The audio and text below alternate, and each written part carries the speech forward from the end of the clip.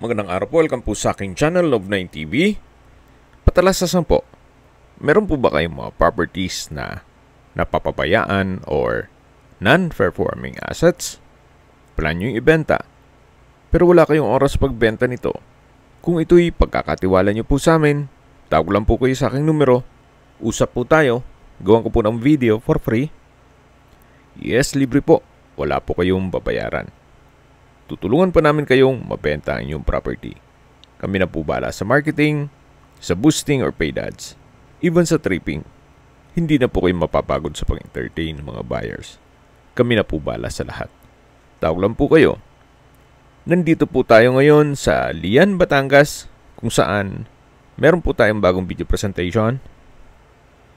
Isang residential property na walking distance lang po sa dagat or shoreline. Mula po sa dagat, mga 3 to 5 minutes walk po. Depende sa lakad niyo. Ito po yung nasa mataas na lugar. Kaya wala po kayong problema sa mga storm surge or kung baha man ang pag-uusapan. May lot area po ito na 125 square meters. Ito po yung titulado. Buhay po ang may-ari. Kaya wala po kayong maging problema sa documentation o sa transfer ng title. Ito pong free pub container house ay may 1 bedroom, 1 bathroom, then may living room at kitchen. Then meron na rin pong bakod sa palibot nito. At tungkol naman sa dokumento, ito po'y titulado. Buhay po ang may-ari kaya wala po kayong maging problema sa documentation o sa transfer ng title. Possible po itong maging income generating once na ipasok nyo sa Airbnb. Tungkol naman po sa presyo nito at distance, location at travel time, pag-usapan po natin mamaya sa dulong parte ng video. So bago tayo pumasok dyan sa free pub container house, pakita ko muna sa inyo itong espasyo, napakalaki pa. Pwede pong maglagay ng deep pool. Then dito rin po sa harapan pwedeng maglagay ng balkonahe. Ito po ay naka-sliding glass door. Sa labas po parang ang liit lang niya. Pero pag pumasok na po kayo, malaki naman po ang espasyo. High ceiling din siya. Then maayos na rin ang pintura ng ceiling at wall. Sa dulo po ay yung papunta sa kusina. At ito po yung kwarto.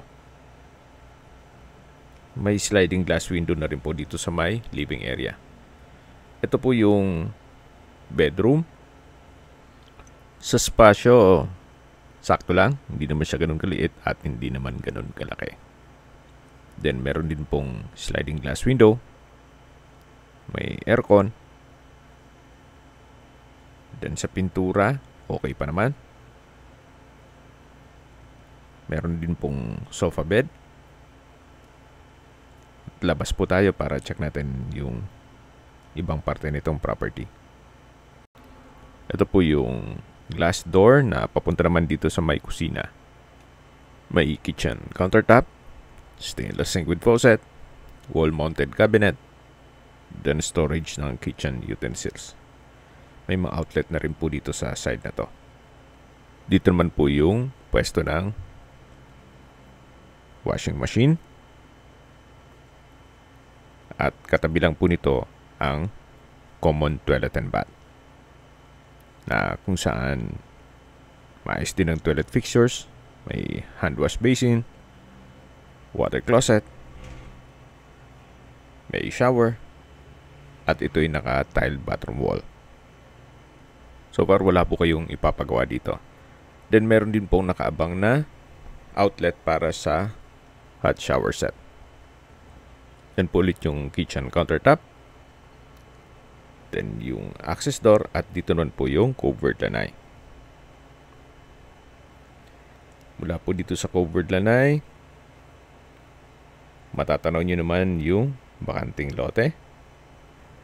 At lipat po tayo ng pwesto. Tunghay nyo po ulit itong back view ng free pub container house. Na kung saan meron din pong view deck. At may water tank. Then, sa likod po ay may mountain view at ocean view. So, yan po, marami po kayong pwedeng gawin dito sa paligid. Gawa ng napakalaki pa po ng espasyo nito. Actually, pwede pong lagyan ng kubo yung napwestuhan ko. So, akyat po tayo dito sa hagdan na kung saan ito'y tubular handrail and railing, pati itong staircase. At nandito na po tayo sa roof deck. Mula po dito sa roof deck, matatanong natin yung mountain view. Then may water tank. So marami pa pong mga bakanting lote dito sa paligid. Pag dito naman po kayo nakaharap, yan po tanaw naman yung dagat. Tunghayan niyo po itong kapaligiran kung saan napakatahimik po. Sariwang hangin at sa klima naman, banayad lang. Hindi naman siya ganun kainit at hindi naman ganun kalamig. Okay, sa distance, location at travel time portion na po tayo. Mula po sa Calatagan-Lian Highway, ang distance is 5.2 kilometers at ang travel time is 15 minutes. Mula naman po sa Lian Public Market o sa bayan mismo, ang distance is 9 kilometers at ang travel time is 25 minutes. Mula naman po sa Jabez Medical Center, ang distance is 13 kilometers at ang travel time is 31 minutes. Yan po yung lagi kong binabanggit sa inyo na dapat nyo i-consider sa paghanap ng property, yung meron pong malapit na hospital. Hindi ko naman po sinasabing sakitin kayo. Yan naman po for emergency purpose lang naman. At mula naman po sa Tagaytay, ang distance is 39 kilometers at ang travel time is 1 hour and 10 minutes.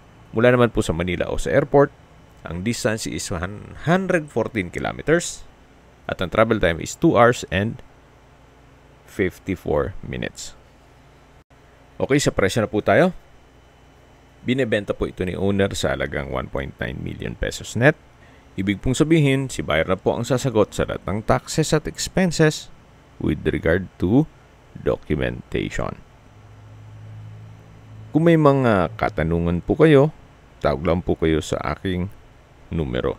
At sa mga kababayan naman natin na sa ibang bansa, meron po akong Telegram. Sa mga iPhone user naman, may iMessage. Meron din pong Imo, Skype, Viber at WhatsApp. Same number lang po, 0917-316-3399. Ito po yung daan papunta sa dagat. Sa mga nagtatanong naman po ng aming Facebook, meron po kaming Facebook page na Nov9TV at Facebook Real Video. Meron din pong TikTok at Instagram. May ibang YouTube channel po kami na The Nov9TV channel, Nov9TV Listings, Nov9TV On The Spot, at Nov9TV Updates. Sana po naibigan nyo ang video presentation. Paki-like and subscribe na lang po sa aking channel para ma-update din po kayo sa aking future listings. Kung sakali po hanap nyo yung mas malaking sukat na lupa, meron din po kami ibang listings na pwede nyong pagpilian. Huwag po kayo mag-atubiling tumawag sa amin. Then let us know your budget para malaman namin kung anong property pwede namin alok sa inyo. Sa lahat pong viewers, subscriber at nagtiwala po sa amin, salamat po sa suporta. Ingat po kayo lagi at yung pamilya. Maraming salamat po.